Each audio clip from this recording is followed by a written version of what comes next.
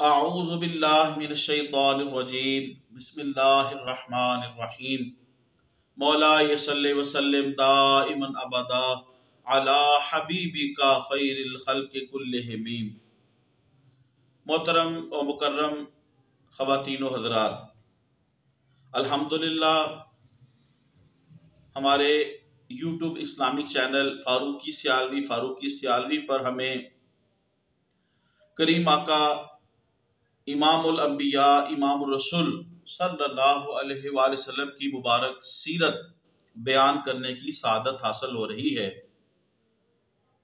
واجب الاحترام وہ وفود جو حضور رحمت عالم صلی اللہ علیہ وآلہ وسلم کی بارگاہ میں حاضر ہو رہے تھے، ان میں سے کئی مشرف با اسلام ہوئے۔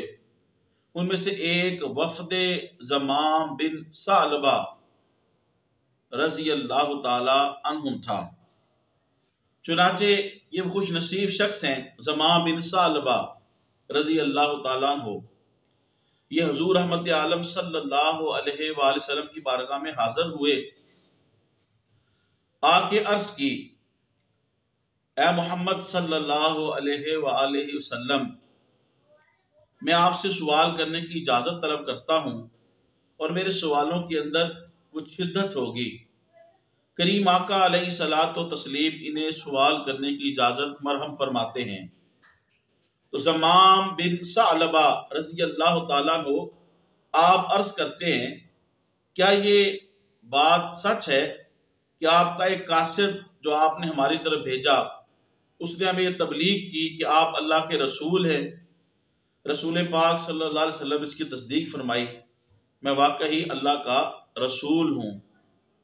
حضرت ضمام بن ثعلبہ رضی اللہ تعالی عنہ نے دوسرا سوال کیا، پھر میں اسی خدائے واحد کا آپ کو واسطہ دے کے یہ سوال کرتا ہوں کہ جس نے یہ زمینوں کو پیدا کیا، آسمان کو پیدا کیا، کیا آپ ہمیں ایک خدائے واحد وحدہ لا شریک کی عبادت کرنے کا حکم دیتے ہیں اور اس کے ساتھ کسی کو شریک نہ کریں؟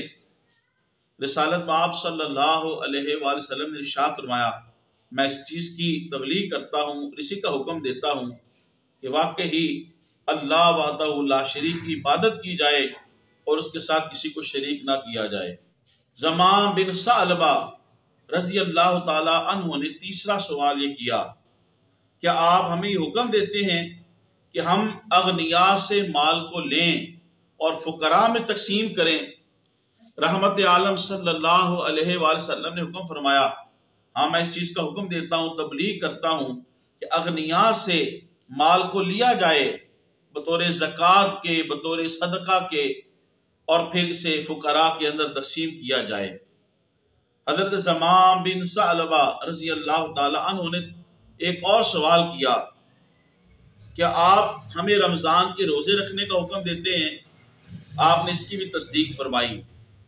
پھر اس نے ایک اور سوال کیا کہ آپ اس چیز کا بھی حکم دیتے ہیں، تبلیغ فرماتے ہیں کہ جو صاحب استطاعت ہو، جو قدرت رکھتا ہو، طاقت رکھتا ہو، مالی طور پہ، جانی طور پہ، جس کے پاس سارے سورسز ہوں جو اسلام نے حج کے فرض ہونے کے لیے مقرر کیے ہیں، تو کیا آپ حج کا بھی حکم دیتے ہیں؟ آقا کریم علیہ الصلوۃ والتسلیم نے فرمایا، ہاں صاحب استطاعت کے لیے حج کا بھی حکم ہے۔ یہ ساری باتیں سن کے حضرت ضمام بن ثعلبہ رضی اللہ تعالی عنہ آپ عرض کرتے ہیں کہ میں صدق کے دل سے آپ پر ایمان لاتا ہوں اور آپ کی رسالت کی تصدیق کرتا ہوں، آپ واقعی اللہ کے سچے رسول ہیں۔ سبحان اللہ، اللہ اکبر کبیرہ۔ یہ خوش نصیب صحابی حضرت ضمام بن ثعلبہ رضی اللہ تعالی عنہ اپنی قوم میں، اپنے قبیلے میں لوٹ کے جاتے ہیں اور جا کے ان جھوٹے بتوں کے خلاف جو لات و منات تھے، آپ ان کی برائیاں بیان کرنا شروع کرتے ہیں کہ یہ عبادت کے لائق نہیں ہیں۔ ان کی قوم نے جب اسے روکا تو حضرت ضمام بن ثعلبہ رضی اللہ تعالی عنہ ان کے اندر غیرت ایمانی پورے عروج پہ تھی، اللہ کی ذات پہ توکل اتنا تھا۔ آپ نے کہا اگر تم ان بتوں کی پرستش اور عبادت سے باز نہ آئے تو تمہیں کوڑ کی بیماری لگ جائے گی، تم دیوانے اور پاگل ہو جاؤ گے۔ حضرت ضمام بن ثعلبہ رضی اللہ تعالی عنہ، آپ کا یہ کہنا تھا اور آپ کو اتنا پر اعتماد تھے، اتنا توکل تھا اللہ کی ذات پہ۔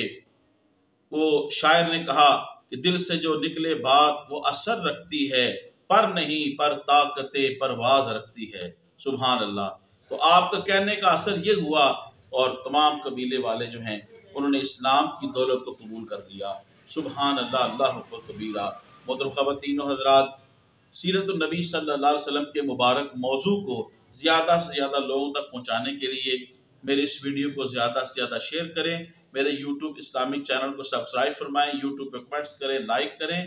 اللہ پاک آپ کو جزائے خیر دے۔ السلام علیکم ورحمۃ اللہ وبرکاتہ۔